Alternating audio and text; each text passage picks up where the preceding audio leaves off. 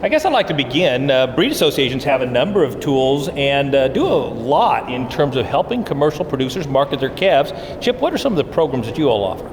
Well, in terms of marketing feeder calves, probably our primary platform would be through the IGS system, again, a tool called the International Genetic Solutions Feeder Profit Calculator, a little bit of a mouthful. And that tool is a no-charge effort. It does have a cost, it's just the seed stock guys are eating and gals are eating that cost. But the profit calculator is open to any producer, regardless of affiliation. If you can provide us reg numbers on your bulls, we will give essentially a prediction, a total relative value, a profit prediction of terminal merit of your feeder calves. Excellent. And how that might speak to the feedlot sector of the business. It's a dollars and cents tool. It takes about 20 minutes of your life. You turn it back around in about a day, maybe two if it takes a little bit of time.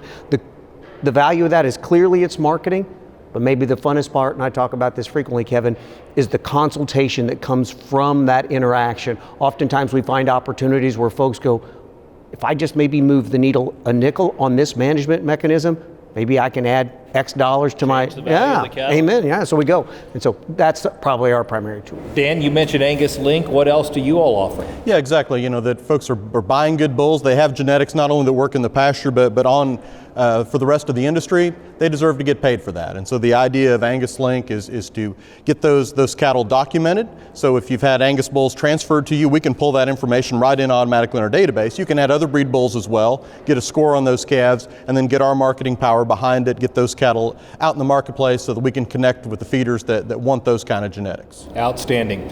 Let's look to the future, guys, and I'd be curious to ask each one of you, what are some of the tools and technologies that you'll be providing both your seed stock as well as commercial producers in future? Mark? A couple things right off the bat. I mean, this summer, in cooperation with Neogen GeneSeek, we're going to start our cow herd project to try to capture more genomics on our mature cows. A lot of our memberships doing AI sires, donor dams, and their bull offerings. We've got that cow factory that stays within that herd every year. So the value of getting those done at maybe half the rate that a 50K would cost, it'll add a lot of power to our genetic evaluation from our side. I think the exciting things about the genetic evaluations and being in cooperation with IGS, we're about to start gathering, and we've got a lot of phenotypes now on carcass data. We're blessed to have a fair amount of our membership that's highly engaged in feeding cattle, and they've got access to pedigrees, and we're actually in the process now of evaluating about 50,000 phenotypes or 50,000 cattle in those carcass phenotypes from actual harvest data, which adds value. All the phenotype and weight trait data that we've turned in, that's going to bring up those progeny equivalents and those accuracies on those carcass traits as well. So that's exciting. A host of all other things. I'm going to let Chip tell you about some more of the things at IGS, but it's getting exciting. What can we look forward to in the future? Yeah, well, excuse me, within the Simmental subset, clearly we've had a massive mature cow approach going on for the last couple of years. That's brought in tremendous amount of genotypes and phenotypes on hard to capture mature cow traits and stability traits that we've talked about a lot here. We're in the middle of a $750,000 massive carcass awareness project, again, tying those hard to capture traits with genomics.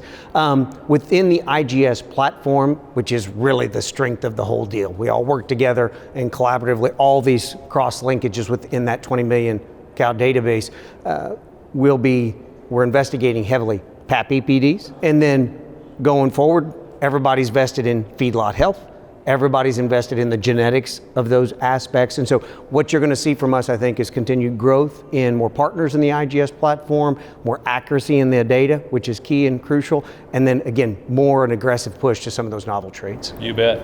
What can we expect from the Brahman breed? Well, I think you're going to see more data driven type programs. We have our ear program now, which is a steer feeding type program where we collaborate with universities to get that data collected.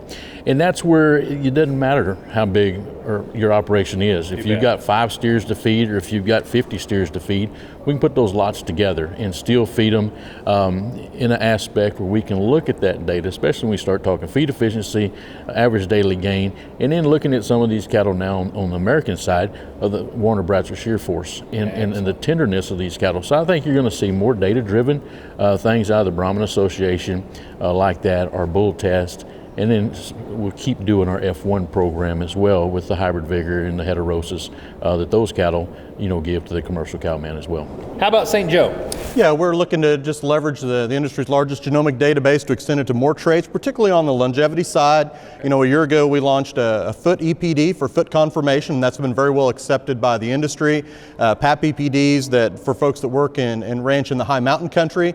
This spring we're going to be launching a hair shedding EPD to identify the Angus cattle that work best in the Gulf Coast and in the fescue belt, so that folks that want to place an emphasis on adaptability to fescue and heat, that tool's out there. And the thing probably we're most excited about is understanding the genetics of immunity. We have a partnership with Australian Angus and Canadian Angus, and the preliminary data looks extraordinary in terms of identifying the underlying differences in immunity as we face more challenges in the industry along some of our product use. That will become more important.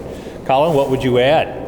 Well, here with the Beef Master breed, we're certainly focused on gathering more data. We've recently released, or will be releasing, a stability EPD and trying to fine tune a little bit more of the fertility traits and fertility function that's out there to identify those females and genetics that excel within that platform. But I think it all goes back still to trying to produce and get the genetics that the commercial producers need and request. So we're going to continue to gather data and build some partnerships with other associations and universities, gathering these different data points and types and help us move forward. It's been said seed stock producers are the architects of the future, and I'm excited to see the building you all are creating.